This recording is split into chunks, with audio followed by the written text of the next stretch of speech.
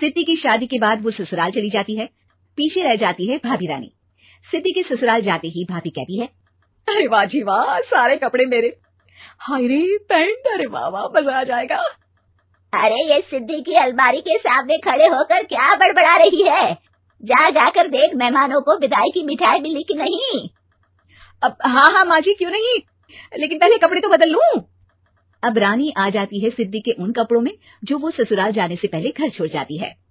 अरे रानी, कुछ दिन रुक जाती। अरे ये तो सिद्धि बिटिया को मैंने ही दिया था, बड़ा ही फबता था उस पर, तुझ पर तो कुछ खास नहीं लग रहा। अब वो ना मेरे सारे कपड़े गीले थे तो सोचा पहन लूं। वैसे भी सिद्धि को कौन सा दिन पुराने आउटडेटेड कपड़ों को पहनना है। वैसे भी ये सूट तो मैंने तभी पहना था, वैसे खास है भी नहीं ये। हाँ हाँ ठीक है, लेकिन ना मेरी सिद्धि पर तो जमता था। सारे मेहमान चले जाते हैं और सिद्धि ससुराल से मायके पहली बार आती है।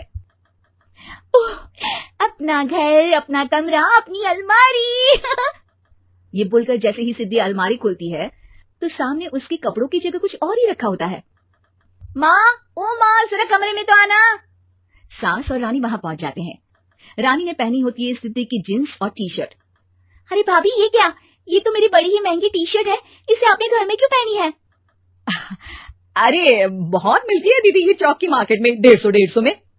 ओ भाभी प्लीज, ये एरोपोस्टल है, 2000 की एक टी शर्ट। ओह 2000 में तो दीदी 4 साड़ी आ जाए।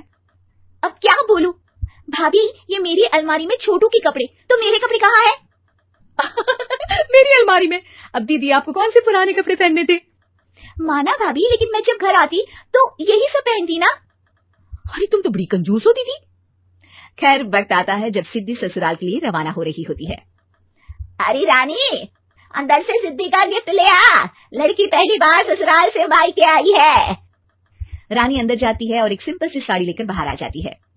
ये लीजिए माँ जी। सास बेटी को गिफ्ट देकर ससुराल भेजती है। अगले दिन रानी एक सुंदर सी साड़ी पहनकर सामने आती है। अरे रानी, ये तो वो साड़ी है जो मैंने सिद्धि को देने के लिए दी थी जब वो ससुराल ले जाती, लेकिन ये तूने कैसे पहन ली? अरे माँ जी, ये साड़ी तो मुझे बहुत पहले से ही पसंद थी, लेकिन चिंता ना करिए, मैंने सिद्धि के लिए भी अच्छी सी साड़ी दी है। हाँ। तभी सिद्धि का फोन आता है। क्या माँ, कुछ अच्छा तो दिया होता ससुराल ले जाने के लिए, अरे पहले दिखा दिया होता। ये चमकते हुए पैकेट में नौकरानी वाली साड़ी मत दिया करो माँ। अरे बेटे, वो तेरी भाभी ने ना गलती से उससे पैकेट बदल गया। हाँ, मैं कल ही तेरे भाई के हाथ से तेरा वाला पैकेट भेज दूंगी। अरे रहने दो माँ, आई एम श्योर भाभी ने अभी वही साड़ी पहनी होगी जो तुमने मेरे लिए रखी थी, तुम तो समझ नहीं पाई उनको। खैर छोड़ो, मैं ज्यादा बोलती अच्छी नहीं लगती, रहने दो, आपको उन्हीं के साथ रहना है, फिर बात करेंगे। सास को रानी पर गुस्सा आ जाता है। वो उसके कमरे में जाती है जहाँ वो शादी का एल्बम देख रही होती है। रानी, मार्केट जाकर एक ऐसी ही साड़ी लेकर आ, कल प्रतीक जाकर सिद्धि के घर दे आएगा। अरे क्यों माँ जी, कितनी साड़ी देनी है दीदी को? यहाँ कोई सेल लगी है क्या? अरे चुप कर, मेरे बेटी के हिस्से की साड़ी खुद पहन ली, अब ज्यादा ज्ञान बांट रही है। एक दिन सिद्धि का फोन आता है। माँ, मेरी सास ने आप सबको खाने पर बुलाया है। सारे लोग सिद्धि के ससुराल पहुंचते हैं। खाना खाकर वो लोग निकल रहे होते हैं कि सिद्धि की सास सभी को गिफ्ट देती है। अरे बहन जी, बेटी के घर का खाना खा लिया, यही बहुत है जो आप ऊपर से गिफ्ट भी दे रही है। अरे बहन जी, आप भी कहाँ इन बातों पर विश्वास कर रही हैं। सास सभी को गिफ्ट देती है, लेकिन रानी को जो साड़ी देती है वो अजीब सी हरे रंग की, लाल रंग की बड़ी छाप वाली होती है। अरे छी, ये कौन पहनेगा? सासू माँ को तो जरी वाली इतनी सुंदर, और मेरे लिए ये नौकरानी वाली। अरे भाभी, दरअसल मैं जब भी घर आती थी आप वापसी में ऐसी ही साड़ी देती थी ना, तो माँ ने सोचा कि आपको आपकी पसंद की ही साड़ी क्यों ना दी जाए।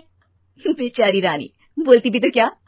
सिद्धि और सास रानी का चेहरा देखकर हंसने लगती है, तो रानी समझ जाती है कि अपने ही बिछाए जाल में वो फंस चुकी है।